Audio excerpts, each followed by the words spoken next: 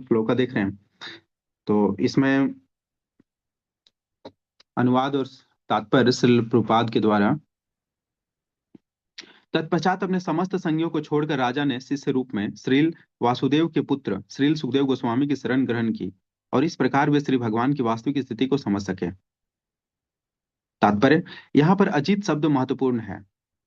भगवान श्री कृष्ण अजीत अर्थात न जीते जा सकने वाले कहलाते हैं, और वे हर प्रकार से अजीत हैं। कोई उनकी वास्तविक स्थिति को नहीं जान सकता। वे ज्ञान द्वारा भी अजीत हैं।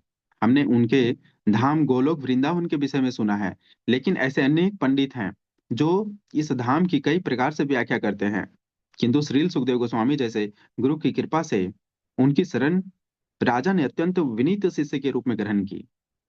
मनुष्य श्री भगवान की वास्तविक स्थिति, उनके सनातन धाम तथा उस धाम की दिव्य साज सामग्री को समझ सकता है। भगवान श्री भगवान की दिव्य स्थिति से परिचित हुए तथा उस दिव्य विधि से जिससे उस दिव्य धाम तक पहुंचा जा सकता है, राजा अपने सर्वोत्तम गंतव्य के विषय में आश्वस्त थे। और इसे जान लेने के कारण वे प्रत्येक भौतिक वस्तु को, यहाँ तक कि अपने भौतिक शरीर को भी किसी आसक्ति के बिना छोड़ सकते थे। श्रीमद् भगवत गीता में कहा गया है, परम द्वेष्टा निर्वर्तते। परम अर्थात वस्तुओं के श्रेष्ठ गुण को देख लेने पर मनुष्य सभी भौतिक आसक्ति छोड़ सकता है। श्रीमद् भगवत गीता से हम उन श्री भगवान की शक्ति के गुण को समझ सकते हैं जो भौतिक शक्ति के गुण से श्रेष्ठ हैं। और श्रील सुखदेव गोस्वामी जैसे परमाणिक आध्यात्मिक गुरु की कृपा से श्री भगवान की इस उच्चतर शक्ति के प्रत्येक पक्ष को जाना जा सकता है, जिसे श्री भगवान अपने शाश्वत नाम गुण लीलाओं और साज सामग्री तथा विविधता को प्रकट करते हैं। श्री भगवान की इस उच्चतर शक्ति को समझे बिना कोई कितना ही परम सत्य के वास्तविक स्वभाव के विषय में सैद्धांतिक चिंतन क्यों न करे, भौतिक शक्ति को छोड़ नहीं पाता। भगवान श्री कृष्ण की कृपा से महाराज परीक्षित को श्रील सुखदेव गोस्वामी जैसे महापुरुष की अनुकंपा प्राप्त हुई थी, अतएव वे अजीत भगवान की वास्तविक स्थिति को समझ पाए थे। वैदिक साहित्य से श्री भगवान को ढूंढ निकालना अत्यंत कठिन है, किंतु श्रील सुखदेव गोस्वामी जैसे मुक्त भक्त की कृपा से उन्हें समझ पाना अत्यंत सरल है। ज्ञान। तो यहाँ पर हम लोग देख रहे हैं, अ, इस चैप्टर में हम लोग क्या देख रहे हैं, ब्राह्मण बालक द्वारा महाराज परीक्षित को श्राप दिया जाना, है ना, श्राप दे रहे हैं। और जैसा कि हम लोग पिछला श्लोकों में हम लोगों ने देखा था कि किस प्रकार सूत गोस्वामी जो कि नैमिषारण्य के वन में ऋषि मुनि जो प्रतीक्षा कर रहे थे, वह अति उत्कंठा के साथ कि हमें महाराज परीक्षित जो कि श्री भगवान के शुद्ध भक्त हैं उनके बारे में जानने को मिलेगा, और श्री भगवान के उनके उन पर कृपा जो है उसके बारे में जानने को मिलेगा, क्योंकि एक शुद्ध जो भक्त होते हैं वो श्री भगवान के लीला के बारे में और शुद्ध भक्त के बारे में ही सुनना पसंद करते हैं। तो ये जानने के लिए बहुत उत्साहित थे। तो सूत गोस्वामी बता रहे हैं नैमिषारण्य के ऋषियों को कि किस प्रकार महाराज परीक्षित ने कली को अक्षम किया, अक्षम बनाया, है ना। महाराज परीक्षित जो कली है, कली, क्योंकि ये पूरा फुल फ्लेज्ड मतलब पूरा प्लान करके आया था ना कि मतलब मेरे को ये करना है, ये करना है, ऐसे करना है ना। जो कि अभी हम लोग अभी के सिचुएशन में हम लोग देख भी रहे हैं कि क्या स्थिति हो रहा है और होता जा रहा है। और ये आगे चल करके क्या होगा, ये हम लोग गुरु और शास्त्र के माध्यम से हम लोग समझ पा रहे हैं कि आगे चल करके कली का की क्या प्रकोप होने वाला है, कितना होने वाला है। तो इस प्रकार से मतलब महाराज परीक्षित अपने सूझबूझ से, अपनी मतलब योग्यता से, भगवान की कृपा से वो कली को अक्षम बनाते हैं। उसको मतलब जो जितना इफेक्ट डाल सकता था उससे वो कम करते हैं, है ना। इस उनका जो गुण है, ये गुण को देख करके, ये उनका एबिलिटी को देख करके जो ऋषि मुनि है ना, तो वो काफी एक्साइटेड है और काफी खुश हैं, हर्षित हैं। और उस गुण को बताने के लिए श्रील सूत गोस्वामी जी, है ना, ये भी काफी उत्सुक हैं कि अ, वैसे भक्त जो भगवान के श्रेष्ठ भक्त हैं, शुद्ध भक्त हैं, उसके बारे में हमें बताने का मौका मिल रहा है। सूत गोस्वामी इसलिए अत्यधिक खुश हैं, है ना। तो फिर उसके बाद हम लोग देखते हैं कि किस प्रकार मतलब राजा का पिछले श्लोक में हम लोग ने देखा है कि किस प्रकार राजा को जब श्राप मिल जाता है ब्राह्मण पुत्र के द्वारा, और वो जो भयंकर जो ये रहता है, बोले तो श्राप कि वो तक्षक ना गाएगा और आपको डसेगा, जो कि उड़ता हुआ सर्प है। तो वो अत्यंत भयभीत करने वाला जो सिचुएशन है, जो कि नॉर्मली लग सकता है कि ये इतना इतना जबरदस्त है ना, इतना भयंकर जो श्राप मिल रहा है, इससे कोई भी इंसान जो है वो डर के मारे हालत खराब हो जाएगा, है ना। अभी एक शॉकिंग न्यूज थोड़ा सा भी अगर आता है तो लोग क्या होते हैं, हार्ट अटैक से मर जाता है ना, तुरंत हार्ट अटैक होता है, मर जाता है। बीपी हाई हो जाता है ना, बीपी लो हो जाता है, दोनों केस हो जाता है। और इस प्रकार से मतलब कि हम लोग थोड़ा सा जो सिचुएशन है उसको हैंडल कर पाना हम लोगों के लिए बहुत ही मुश्किल हो जाता है ना। एक एक जो प्रॉब्लम्स है, थोड़ा सा प्रॉब्लम जो कि मतलब हम लोगों को पूरा हिला करके रख देता है, हालत खराब करके रख देता है। लेकिन महाराज परीक्षित महाराज की स्थिति देखिए कि इतना भयंकर श्राप मिलने के बावजूद भी वो थोड़ा सा भी डिगते नहीं है, थोड़ा सा भी डिगते नहीं है। और उसको क्योंकि वस्तुतः वो जान पाते हैं, जान रहे हैं, गुरु और शास्त्र के माध्यम से वो चीजों को समझ रहे हैं कि क्या वास्तविकता है इस संसार का, है ना। वो यथोचित रूप से वो उनको पता है, इस कारण से वो किसी भी भय से वो मतलब डिग नहीं रहे हैं, वो विचलित नहीं हो रहे हैं, डाइवर्ट नहीं हो रहे हैं, है ना। तो ये था। अब हम लोग इसमें हम लोग देखते हैं कि आपने मतलब महाराज परीक्षित को जब श्राप मिलता है तब वो क्या करते हैं, अपने जो जितने भी परिचित होते हैं, दोस्त फ्रेंड, अपना राजपाट, है ना, अपने मतलब वंशज या फिर अपने जो प्रियजन हैं, सभी को छोड़ करके वो कहाँ चले जाते हैं, श्रील व्यास देव के पुत्र सुखदेव गोस्वामी के शरण में चले जाते हैं, है ना। सब चीज छोड़ करके एक जो सुयोग्य मतलब जो मतलब परफेक्ट जो शिष्य होना चाहिए, उस रूप में वो परीक्षित महाराज जाते हैं सुखदेव गोस्वामी, श्रीला सुखदेव गोस्वामी के पास, और शरणागत होते हैं। शरणागत होकर के वो वस्तुतः भगवान के बारे में और भगवान के विषय में जानने का उत्कंठा करते हैं। तो यहाँ हम लोग देख रहे हैं, यहाँ पर अजीत शब्द महत्वपूर्ण है। अजीत अजीत का मतलब होता है कि किसी से नहीं जीता, मतलब किसी से हारेगा नहीं हो, है ना। अजीत होता है वो, किसी से हारेगा नहीं, वो हर हमेशा विजय ही रहता है, ठीक है। तो श्री भगवान क्या है, भगवान श्री कृष्ण अजीत अर्थात न जीते जा सकने वाला कहलाते हैं। वो किसी से भी जीते नहीं जाते हैं, वो हमेशा विजयी होते हैं, ठीक है। और वे हर प्रकार से अजीत हैं, हर प्रकार से अजीत अजीत हैं, क्या क्या मतलब है। अजीत जनरली किसी से हारेगा नहीं, हमेशा विजय रहेगा। अगर ये शब्द हम लोग के दिमाग में जब आता है, ये बात हम लोग जब डिस्कस करते हैं, तो हम सब के दिमाग में एक ही बात आता है कि युद्ध भूमि का बात हो रहा है, जहां पर कोई युद्ध कर रहा है और भगवान क्या है, विजय हो रहे हैं, है ना, ये चीज आता है। लेकिन यहाँ पर एक सेंटेंस जो है प्रभुपाद जी बहुत ही मतलब फोकस्ड होकर के यहाँ पर बता रहे हैं कि अजीत शब्द ये भगवान के लिए अति उपयुक्त है। और उसके बाद हर प्रकार से अजीत है, हर प्रकार से मतलब किसी भी स्थिति में, जैसे चाहे ज्ञान से हो, या मतलब ताकत से हो, या फिर किसी भी बौद्धिक स्तर हो, मानसिक स्तर हो, आध्यात्मिक स्तर हो, हर किसी स्तर से वो भगवान क्या है, अजीत हैं। क्योंकि हर चीज जो है वो भगवान से ही प्रकट होता है, भगवान से ही आता है, वो सोर्स है ना, अल्टीमेट सोर्स है। तो अगर वही सोर्स है तो उसे निकलने वाला जो भी चीज होगा वो तो कम ही होगा ना, मतलब हाँ, अगर मान लीजिए ब्रह्मांड में जो भी चीजें हैं और उसका कंपेयर अगर सिर्फ भगवान के पास जो है उसे अगर करेंगे तो कम ही होगा ना।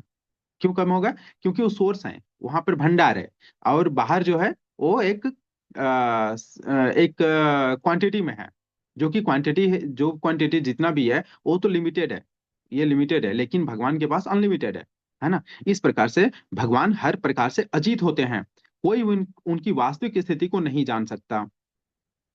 अब यहाँ एक एक सेंटेंस आता है कि श्री भगवान के बारे में वास्तविक स्थिति को कोई भी नहीं जान सकता, कोई भी नहीं जान सकता। वे ज्ञान द्वारा भी अजीत हैं। हमने उनके धाम गोलोक वृंदावन के विषय में सुना है, लेकिन ऐसे अनेक पंडित हैं जो इस धाम की कई प्रकार की व्याख्या करते हैं, है ना।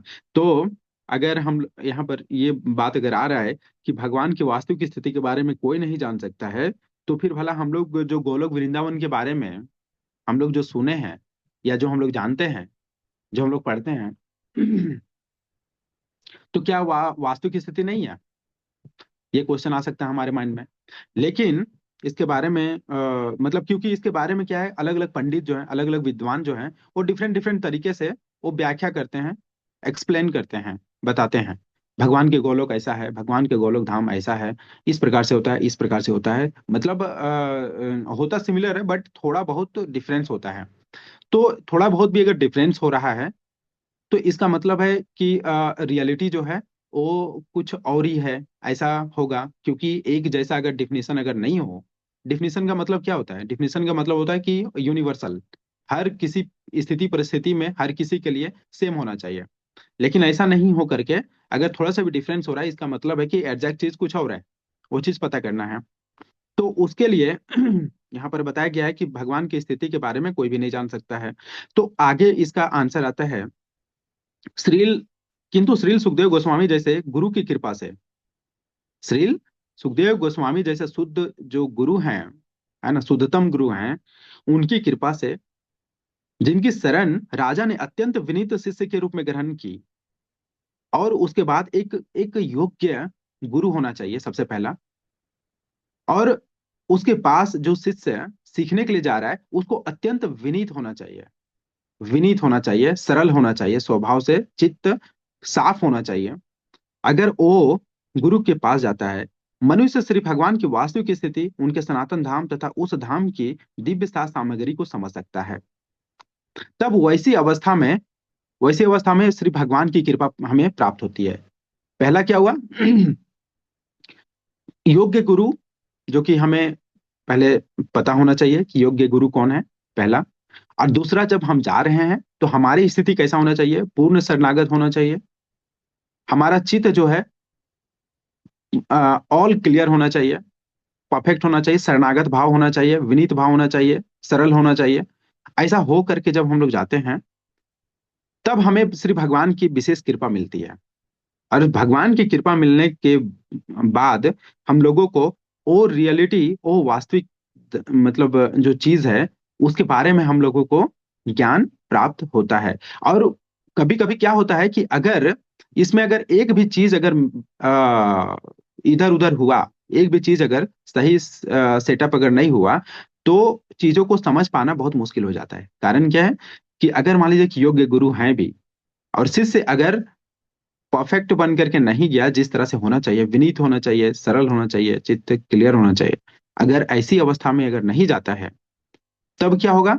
गुरु के गुरु जो बोलेंगे उसको भी हम लोग समझ नहीं पाएंगे। मतलब वो बात का मीनिंग जो है, देखिए बात बात वो जब बोलते हैं तो एक वर्ड होता है, एक सेंटेंस होता है। और उस सेंटेंस को वस्तु क्या बोलते हैं, तत्वता, है ना, वो एज इट इज हमारे माइंड में आए, और उसका समझ भी हमारे माइंड में हो, उसको हम लोग समझ पाए, इसके लिए हमें उसके एबल होना होगा, उसके योग्य होना होगा। उसका परफेक्ट हमारा क्या होना चाहिए? पैरेलल मतलब होना चाहिए, कनेक्टिविटी होना चाहिए, ताकि वहां से जो चीज निकले। और अगर देखिए क्या होता है कि एक वायर है, वायर में इलेक्ट्रिसिटी फ्लो हो रहा है, उसमें अगर उसको क्या बोलते हैं, रेजिस्टेंस, रेजिस्टेंस अगर बहुत ज्यादा अगर हो जाए, बहुत ज्यादा हो जाए, तो क्या होगा? फ्लो में डिस्टरबेंस होगा, है ना। और अगर उसमें इतना ज्यादा रेजिस्टेंस हो जाए, है ना, कि वो कंडक्टर रहे ना, है ना, तो फिर वो क्या होगा? फ्लो नहीं होगा, है ना। तो वो करंट एक तक आएगा, एक जगह तक आएगा, लेकिन वो फ्लो आगे कंटिन्यू नहीं होगा। उसी तरह से जब जब गुरु के जो शुद्ध गुरु होते हैं, शुद्धतम गुरु होते हैं, उत्तम गुरु होते हैं, जो श्री भगवान के शुद्ध भक्त होते हैं, तो उनके जुबान से जो बात आ रहा है और भगवान की कृपा से जो बात आ रहा है, उसको हम लोग एक्सेप्ट नहीं कर पाएंगे, ना समझ पाएंगे। तो उसके लिए हमारी स्थिति बिल्कुल सही होना चाहिए। और तीसरा होता है, तब ये दोनों स्थिति जब हो जाता है तब श्री भगवान की कृपा हमें प्राप्त होती है। और जब भगवान की कृपा प्राप्त होती है तो फिर कोई टेंशन ही नहीं रहा, सब चीज हो गया, है ना। तो ये चीजें होता है। जब हम लोगों को परफेक्ट चीजें हम लोगों को समझने का रिक्वायरमेंट है, समझना चाह रहे हैं, तो ये तीनों मोड में तीनों चीज एकदम कंफर्म परफेक्ट होना चाहिए, तभी हम समझ पाएंगे। श्री भगवान की दिव्य स्थिति से परिचित हुए तथा उस दिव्य विधि से जिसे उस दिव्य धाम तक पहुंचा जा सकता है, राजा अपने सर्वोत्तम गंतव्य के विषय में आश्वस्त थे, है ना। अब यहाँ पर हम लोग देख रहे हैं कि राजा किस तरह से टेंशन फ्री थे, है ना। हम लोगों को थोड़ा सा प्रॉब्लम हो जाने से कितना ज्यादा टेंशन हो जाता है, लेकिन यहाँ राजा को मतलब इतना भयंकर जो श्राप मिला है ना, लग सकता है भयंकर श्राप, लेकिन उनके लिए ये कुछ नहीं है, मतलब कि वो श्री भगवान का विशेष कृपा मानते हैं, मान रहे हैं, है ना। वो एक अलग ही लेवल का चेतना है। अगर वो मतलब उस लेवल का जो चेतना है जिसके वजह से वो उस चीज को महसूस कर पा रहे हैं, वो दिव्य लेवल है ना। तो उसके कारण से वो मतलब श्री सुखदेव गोस्वामी के शरणागत हुए हैं और जानने का प्रयास कर रहे हैं श्री भगवान के बारे में। और इस प्रकार से वो थोड़ा सा भी वो डिस्ट्रैक्ट नहीं हो रहे हैं, डिस्टर्ब नहीं हो रहे हैं, वो टेंशन फ्री है ना। और इस प्रकार से वो भगवान के जो शरीर का त्याग करेंगे, उसके बाद श्री भगवान के धाम जाने के लिए वो परफेक्ट हैं, वो माइंड मेकअप है उनको, किसी भी प्रकार से उनको मतलब क्या बोलते हो उसको, आ, उम, दोमत नहीं है ना, मतलब कि आ, ऐसा डाउट नहीं है ना। वो चल ही जाएंगे, ऐसा उनको विचार है, उनका भावना है, और वो समझ पा रहे हैं। और वो इसलिए इसलिए हो पा रहा है क्योंकि वो एक मतलब एक शिष्य, परफेक्ट शिष्य है, उसका रोल निभा रहे हैं, है ना। और क्योंकि वो राजा है, और राजर्षि हैं वो, एक्चुअली एक ओनली राजा नहीं है ना, राजर्षि हैं, सबसे पहले ऋषि हैं, ठीक है। वो क्या होता है, मतलब कि परफेक्ट जो नॉलेज है उसके बारे में उनको पहले से ज्ञान है ना। और उसके बाद स्वीकृति, भगवान की स्वीकृति मिला, उसके बाद फिर वो सुखदेव गोस्वामी के शरण में जा रहे हैं, और जा करके वो आश्वस्त हैं इस प्रकार से कि वो जाएंगे। और इसे जान लेने के कारण वे प्रत्येक भौतिक वस्तु को, यहाँ तक कि अपने भौतिक शरीर को भी किसी आसक्ति के बिना छोड़ सकते थे। जब हम लोग तत्वता भगवान के बारे में और इस संसार के बारे में हम लोग जब जान पाते हैं, तब हम लोगों को हर एक वस्तु से हम लोग की आसक्ति जो है वो खत्म हो जाता है। आसक्ति हम सबका बहुत ही बड़ा प्रॉब्लम, हमारे जीवन का जो अल्टीमेट गोल है, जो जीवन का लक्ष्य है, उस तक पहुंचने में सबसे बड़ा ये बाधा है। क्या है? आसक्ति। आसक्ति का मतलब है कि हम लोग अटैच हो जाते हैं किसी भी चीज से, इतना अटैच हो जाते हैं कि उसके बिना हमें जीना मुश्किल हो जाता है।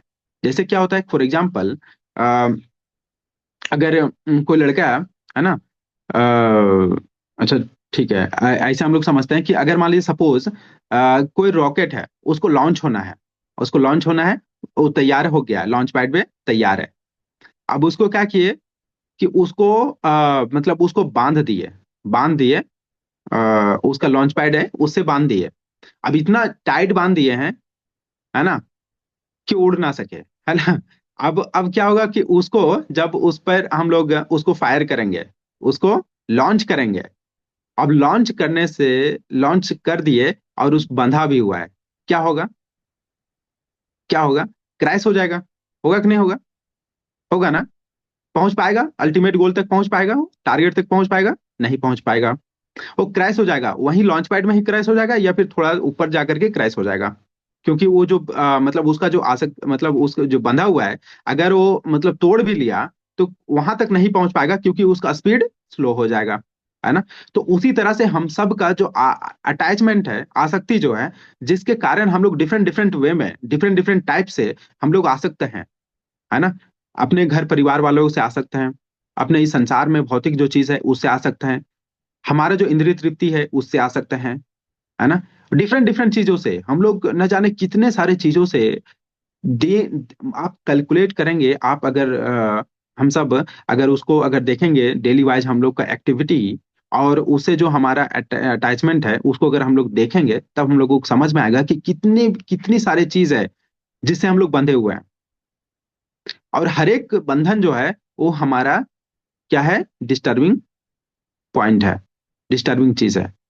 तो अगर हमें अल्टीमेट गोल तक पहुंचने में अगर वो डिस्टर्ब क्रिएट कर रहा है और वही डिस्टरबेंस को हम डेली उसको पोषण कर रहे हैं, तो इससे बड़ा बेवकूफ कौन होगा? मैक्सिमम लोग ऐसा ही कर रहे हैं ना, हम सब ऐसा ही कर रहे हैं। तो हमें क्या करना पड़ेगा, जो अटैचमेंट है, जो आसक्ति है, जो डिस्टरबेंस है, उसको खत्म करना होगा। और जैसे ही खत्म करने लगेंगे तो हमारा जो स्पीड है वो बढ़ जाएगा। और इस प्रकार से हम लोग जो गोल है, जो टारगेट है, वहां तक जाने में कोई प्रॉब्लम नहीं रहेगा। तो आसक्ति को खत्म करना बहुत इंपॉर्टेंट है। और ये तभी संभव है जब हम लोग योग के शिष्य बनेंगे, गुरु के शरणागत रहेंगे, शास्त्र को फॉलो करेंगे, चीजों को, है ना। तो श्रीमद् भागवत गीता में कहा गया है, परम द्वेष्टा निर्वर्तते। परम अर्थात वस्तुओं के श्रेष्ठ गुण को देख लेने पर मनुष्य सभी भौतिक आसक्ति को छोड़ सकता है। देखें, यहाँ पर भगवत गीता में भगवान बता रहे हैं कि वस्तु जो है, जो भी भौतिक चीज है, उसका अगर वस्तुता एज इट इज फॉर्म अगर हम लोग देख पाते हैं, उसका रियल फॉर्म देख पाते हैं, उसका रियल का एग्जिस्टेंस को समझ पाते हैं कि किस प्रकार से है, किस लिए है और हमारे लिए कितना उपयोगी है, और ये श्री भगवान ने उसको बनाया है, और उसका जो लाइफ है वो कितना है, और हमारे लिए किस तरह से उसका कनेक्शन है हमारे हमारे साथ, और उसका उपयोग क्या है। अगर ये सब सारे चीज की रियलिटी को मैं बात कर रहा हूँ, रियलिटी के परफेक्टनेस को, अगर परफेक्टनेस उसका अगर हम लोगों को पता चल जाता है, तब हम लोग उसका जो आसक्ति है, अटैचमेंट है, हमारा खत्म हो सकता है ना। ये ज्ञान से होगा, और परफेक्ट ज्ञान श्रीमद् भगवत गीता से हम उन श्री भगवान की शक्ति के गुण को समझ सकते हैं, जो भौतिक शक्ति के गुण से श्रेष्ठ हैं। और श्री सुखदेव गोस्वामी जैसे प्रामाणिक आध्यात्मिक गुरु की कृपा से श्री भगवान की इस उच्चतर शक्ति के प्रत्येक पक्ष को जाना जा सकता है ना। ज, तो यहाँ पर बताया जा रहा है कि भौतिक जो शक्ति है इस संसार में, जो कि श्री भगवान से ही निकला है, श्री भगवान से ही आया है, हमें प्राप्त हुआ है, इस संसार बना है, सृष्टि तो श्री भगवान से ही बना है। तो सारे जो इसके जो गुण है, जो जो भी मतलब एबिलिटी है, जो कुछ भी है इस संसार में, वो वो सारा चीज क्या है, वो भगवान से हमें प्राप्त हुआ है। लेकिन इसका जो रियलिटी है, रियल फॉर्म है, रियल का एग्जिस्टेंस है, ये सब हमें कैसे पता चलेगा? वो हमें मतलब सुखदेव गोस्वामी जैसे प्रमाणिक आध्यात्मिक गुरु की कृपा से हमें प्राप्त होगा, जिससे श्री भगवान अपने शाश्वत नाम, गुण, लीलाओं, साज सामग्री तथा विविधता को प्रकट करते हैं। और उस प्रकार से श्री भगवान की कृपा जब हमें प्राप्त होता है, तो उसके उसकी जितना भी गुण है, सारा जो चीज है, स्टेप बाय स्टेप हमें समझ आने लगता है ना, कि शाश्वत नाम, गुण, लीलाओं, साज सामग्री तथा विविधता, है ना। श्री भगवान अपने शाश्वत जो चीज है उसके बारे में प्रकट करने लग जाते हैं, और फिर हमें वो चीज समझ आने लग जाता है। श्री भगवान की इस उच्चतर शक्ति को समझे बिना कोई कितना ही परम सत्य के वास्तविक स्वभाव के विषय में सैद्धांतिक चिंतन क्यों ना करे, भौतिक शक्ति को छोड़ नहीं पाता। मतलब बहुत सारे लोग, बहुत सारे फिलोसोफर, बहुत सारे चिंतक, है ना, जो होते हैं इस संसार में, वो क्या करते हैं, श्री भगवान के बारे में, श्री भगवान के धाम के बारे में, इस सृष्टि के आरंभ के बारे में, ये सृष्टि के बारे में, वस्तुओं के तत्वता के बारे में, ये सब के बारे में अपना अपना राय देते हैं, अपना अपना राय देते हैं। और इस प्रकार से वो डिफाइन करते हैं कि ये इस तरह से आया है, जैसे कि डार्विन, है ना, या फिर और भी बहुत सारे लोग हैं, है ना, वो लोग अपना अपना अपना अपना थ्योरी देते हैं कि इस तरह से हुआ, इस तरह से हुआ, है ना। तो इस तरह से जितना भी हम लोग चाहे खुद के प्रयास से कितना भी प्रयास क्यों ना कर लें, हम लोग अपने चिंतन से, अपने भाव से कभी भी रियलिटी तक नहीं पहुंच सकते हैं, ये गारंटीड है। ये गारंटीड यहाँ पर प्रभुपाद जी बता रहे हैं शास्त्रों के माध्यम से। ये गारंटीड है कि हम लोग खुद के प्रयास से वहां तक नहीं पहुंच सकते, हम लोग गुरु परंपरा के माध्यम से, जो कि शुद्धतम अवस्था प्राप्त रहता है गुरु को। क्यों? क्योंकि वो अपने गुरु को फॉलो कर रहे होते हैं, गुरु परंपरा से उनको ज्ञान प्राप्त हो रहा होता है, एज इट इज फॉर्म में वो समझ रहे होते हैं, क्योंकि वो चेतना उस लेवल का उनका रहता है जो कि नॉर्मल इंसान कभी भी वहां तक नहीं पहुंच सकता है। तो इस प्रकार से जब वो बताते हैं और उस प्रकार से हमारा प्रयास रहता है, तब हम लोग भगवान की कृपा से उसको समझ पाते हैं और समझ करके वस्तुता को जान पाते हैं। लेकिन खुद की चिंतन से कभी भी नहीं जाना जा सकता है। श्री भगवान भगवान श्री कृष्ण की कृपा से महाराज परीक्षित को श्री सुखदेव गोस्वामी जैसे महापुरुष की अनुकंपा प्राप्त हुई थी। अतः वे अजित श्री भगवान की वास्तविक स्थिति को समझ पाए थे, है ना। तो ये सुखदेव गोस्वामी जैसे श्रील सुखदेव गोस्वामी जैसे गुरु के गुरु को प्राप्त कर पाना जीवन का मतलब इतना आसान नहीं है ना। तो उसके लिए बहुत ही स्वीकृति की जरूरत होता है, बहुत ही अच्छे कर्मों की रिक्वायरमेंट होता है, भगवान की विशेष कृपा की जरूरत होता है। उसके लिए हम लोगों को सबसे पहला विनीत भाव होकर के भगवान के गुरु के शरणागत होने का रिक्वायरमेंट है, तब हमें कृपा प्राप्त होगा, देन फिर उसको हम लोग समझ पाएंगे। वैदिक साहित्य से श्री भगवान को ढूंढ निकालना अत्यंत कठिन है, किंतु श्रील सुखदेव गोस्वामी जैसे मुक्त भक्ति की कृपा से उन्हें समझ पाना अत्यंत सरल है ना। अब देखिए यहाँ पर आंसर हो गया, हम लोगों को मिल गया कि जो ये कहा जाता है कि श्री भगवान के धाम के बारे में जान पाना अत्यंत दुर्लभ है, नहीं जाना जा सकता है। तो उसका आंसर यहाँ पर मिल जाता है कि श्री सुखदेव गोस्वामी जैसे शुद्ध भक्त की शरण में एक शुद्ध भक्त जब जाता है ना, तो उसको आ, वो उस जो गुरु है, आध्यात्मिक गुरु हैं, उनकी विशेष कृपा और श्री भगवान का अनुकंपा, है ना, श्री भगवान की विशेष कृपा से और शास्त्रों के माध्यम से जब गुरु उनको बताते हैं, आध्यात्मिक गुरु, तो उनके लिए अत्यंत सरल हो जाता है, इजी हो जाता है समझ पाना, और समझ करके इजी इजी वे में वो समझ पाते हैं और अपना जीवन को सार्थक बना पाते हैं। और इस प्रकार से हम सभी का प्रयास ये होना चाहिए कि हम लोगों को जो सिस्टम मिला है, सिस्टम को फॉलो करना है, शास्त्र को, गुरु को फॉलो करना है ना। और श्री भगवान के कथन अनुसार से हम लोगों को जीवन यापन करना है। तो हम लोगों को गोल अचीव करने में कोई टेंशन नहीं होगा, कोई भी डिस्टरबेंस अगर रहेगा नहीं, तो हम लोग इजिली लॉन्च होकर के वहां सेटल हो सकते हैं। ठीक है। तो इसलिए हम लोगों को टेंशन लाइफ में लेने की रिक्वायरमेंट नहीं है, टेंशन तो बिल्कुल नहीं लेना चाहिए, है ना। तो क्योंकि मतलब टेंशन वही होता है जहाँ पे अज्ञानता होता है। ठीक है। तो अज्ञानता को दूर करना है हम लोगों को और वहां तक पहुंचना है अपना अल्टीमेट गोल तक। हरे कृष्ण कृष्ण कृष्ण हरे हरे, हरे राम राम राम हरे हरे। तो यानी कमेंट्स आज हम लोग स्टॉप करते हैं, टाइम हो गया है। तो यानी कमेंट्स, कोई क्वेश्चन है तो आप लोग बता सकते हैं।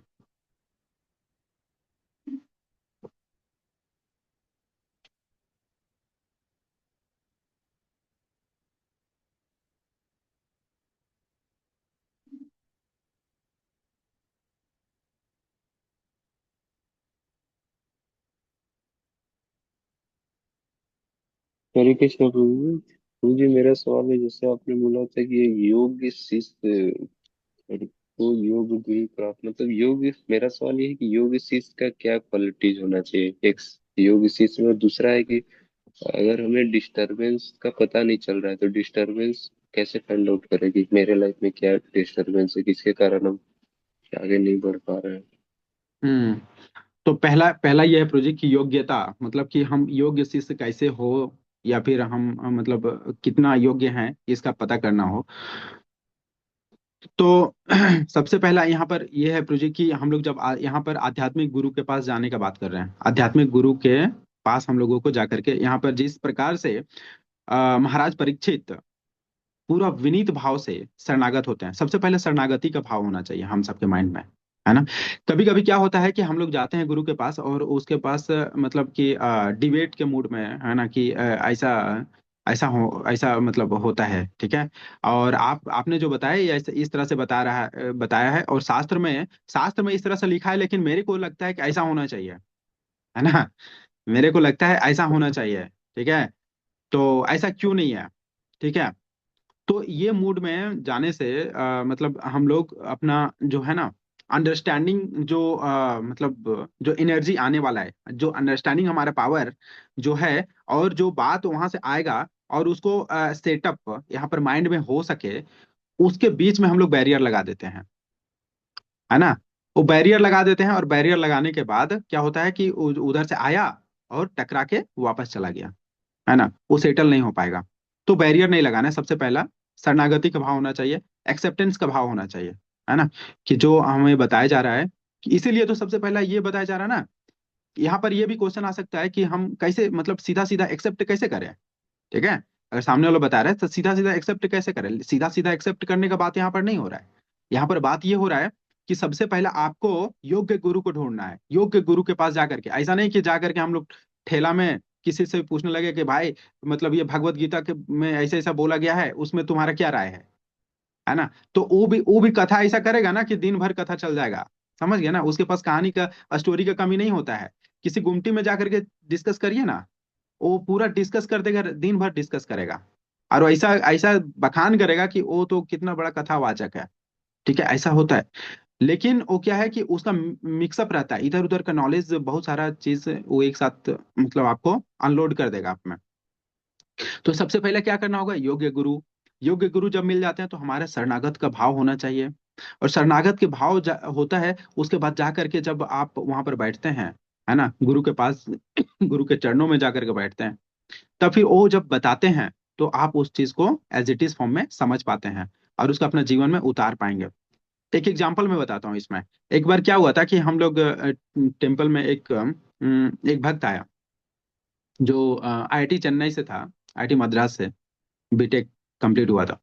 उसका जॉब लगा था यूएस में। अब प्लेसमेंट हुआ, और प्लेसमेंट उसको मतलब फ्राइडे को उसको यूएस जाना था, और मंडे को उसका तबीयत खराब होता है। मंडे को तबीयत खराब होता है। अब वो जाता है एक डॉक्टर से मिलने के लिए, फिजिशियन के पास।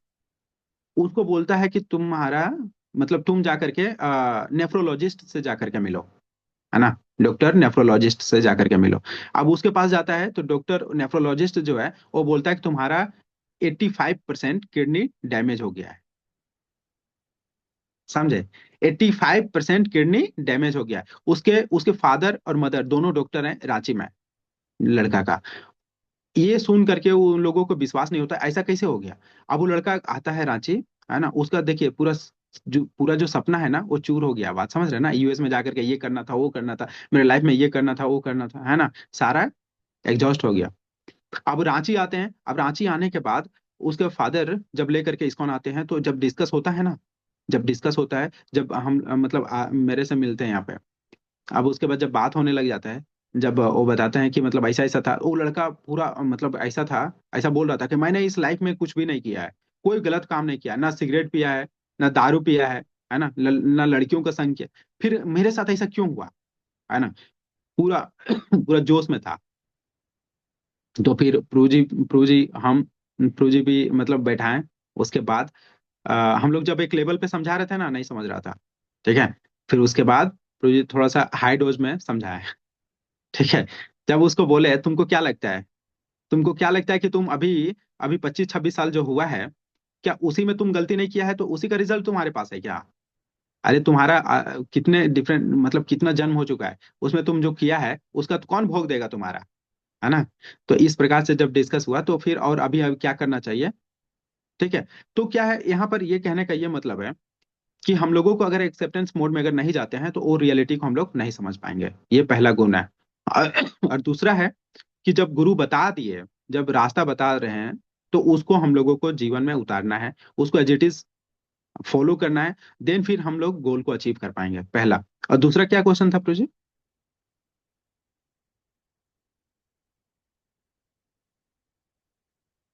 सेकंड क्वेश्चन क्या था। डिस्टरबेंस के लिए था कि हमें बोले थे ना प्रभु जी आपकी डिस्टरबेंस हो रहा है तो उसको हाँ, मतलब दूर डिस्टरबेंस, करना हाँ हाँ। चाहिए। हाँ हाँ, देखिए देखिए, अगर आपको ये पता चल गया कि हमारा गोल ये है, अगर हमारा गोल ये है, और गोल गोल के लिए हमारा स्ट्रेटजी ये है, तो वो जो स्ट्रेटजी है उसको अगर फॉलो नहीं कर पा रहे हैं, इसका मतलब है कि हमारा एनर्जी और हमारा फोकस कहीं ना कहीं लग रहा है, लग रहा है ना। तो डिस्ट्रैक्शंस है। और वो डिस्ट्रैक्शंस क्या है, हम लोग अपना डेली जो टाइम है, शेड्यूल है, उसमें हम लोग चेक कर सकते हैं कि हमारा एनर्जी और टाइम फोकस कहाँ लग रहा है। तो डिस्टरबेंस है ना, तो डिस्टरबेंस को हम लोगों को मतलब बहुत ही स्ट्रिक्टली उसको फॉलो करना होगा, हमारा जो गोल है उसके स्ट्रेटजी को, कि हम लोगों को इस वे में जाना है, और उधर ही हमने हमें बढ़ना है, जो डिस्टरबेंस है उसको खत्म करना है। हमने एग्जांपल भी दिया था ना कि जब हम लोग वायर में जब करंट फ्लो होता है तो उसमें अगर रेजिस्टेंस अगर बहुत ज्यादा बढ़ जाए तो क्या होगा, फ्लो में डिस्टरबेंस होगा। एक एक लेवल तक ठीक होता है, एक लेवल तक हम लोगों का जो लाइफ है उसमें हम लोग बोले कि पूरा पूरा पूरा एकदम सात्विक हो गया, मतलब कि पूरा खत्म हो गया, सब चीज खत्म हो गया, है ना, हम लोग शुद्धतम अवस्था में आ गए। इसका मतलब थोड़ी ना है कि हम लोग जो इंद्रिय तृप्ति है, इंद्रिय तृप्ति हमारा डिस्टरबेंस क्रिएट करता है कि नहीं करता है, लेकिन कुछ हद तक तो हम लोग करते हैं ना, कुछ हद तक तो जरूरी है ना, जैसे भोजन करना है ना, भोजन भी अगर हम लोग बहुत ज्यादा करने लगे तो इंद्रिय तृप्ति हो जाएगा, लेकिन उसका लिमिट में रह करके हमारा खाना का जरूरत है कि नहीं है, शरीर को सर्वाइवल का रिक्वायरमेंट है ना, तो अगर उसको अगर नहीं खिलाएंगे तो ये भी नहीं चलेगा ना। तो ये है कि एक स्टेप तक, एक लेवल तक हम लोगों को वो चीज को फॉलो करना है, लेकिन मतलब वो जो लेवल है वो हम लोग शास्त्र और गुरु से हम लोगों को पता चलता है कि वो लेवल क्या है, और लेवल के बाद हमें नहीं करना है। ठीक है, ठीक है प्रभु जी। ठीक है प्रभु जी, धन्यवाद, हरे कृष्ण। हाँ। हरे कृष्णा। अगर किन्हीं का प्रश्न नहीं है तो हम लोग थोड़ा सा समरी करके फिर क्लोज कर देते हैं। तो प्रभु जी कैसे आज स्कंद एक में और चैप्टर 18 और वर्स नंबर 3 में कैसे हम लोग को समझाए कि कैसे परीक्षित महाराज सुखदेव गोस्वामी को सरेंडर करते हैं। मतलब कि हम इसमें देखेंगे कि क्या हुआ ना कि एक ब्राह्मण बॉय कैसे उनको श्राप दे दिया कि उनका 7 दिन में मृत्यु हो जाएगा। तो फिर भी उनको कोई भय नहीं था। हमें यहाँ समझना पड़ेगा कि उनको कोई भय नहीं था कि अगर हमें कहा जाए कि हमारा कुछ ऐसा हो जाएगा तो हम लोग कितने भयभीत हो जाएंगे। पर परीक्षित महाराज का तो उनको भय नहीं था क्योंकि वो पूरे तरह से शरणागत थे भगवान कृष्ण पे और पूरा विश्वास था उन्हें क्योंकि जब वो जो उस समय जब वो संसार में भी नहीं आए थे तब भगवान ने उनकी रक्षा की थी। तो वो इसीलिए भगवान की मर्जी से चलना चाहते थे। तो ये बहुत अच्छा चीज था कि हमें शरणागत होना चाहिए, भगवान की इच्छा, जो गुरु की इच्छा है उसे फॉलो करना चाहिए। और इसमें और एक चीज ये डिस्कशन हुआ कि हमें शास्त्र को मतलब कि कोई भी जो टीकाकरण है वो अपने हिसाब से इंटरप्रेट नहीं करना चाहिए।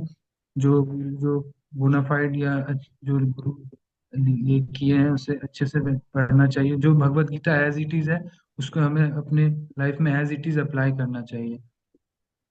और प्रभु जी बता रहे थे कैसे डिटैचमेंट का, अगर हम भगवान के बारे में जानेंगे तो हम इजिली मटेरियल चीज़ों से डिटैच हो पाएंगे। और प्रभु जी ने बहुत लॉन्च पैड का भी एग्जांपल दिया बहुत अच्छे से। तो और वही है कि हमें मतलब कि मेन आज कंक्लूजन ये है कि हमें मतलब कि भगवान को अगर समझना है तो हमें गुरु का शरणागत होना ही पड़ेगा। और अपसेप्टेंस मोड में आना पड़ेगा, आर्ग्यू कर नहीं मतलब डिबेट के मोड में नहीं जाना पड़ेगा, अपसेप्टेंस के मोड में आना पड़ेगा। तभी हम लोग कृष्ण के बारे में जान पाएंगे। तो थैंक यू प्रभु जी इतने अच्छे सेशन के लिए। तो हम लोग क्लोज महामंत्र एक बार प्रभु जी का थैंक यू करेंगे। हरे कृष्णा हरे हरे कृष्णा। कृष्णा। हरे राम राम राम हरे हरे। हरे। हरे कृष्णा कृष्णा कृष्णा हरे हरे, हरे राम राम राम हरे। वांछा कल्पतरु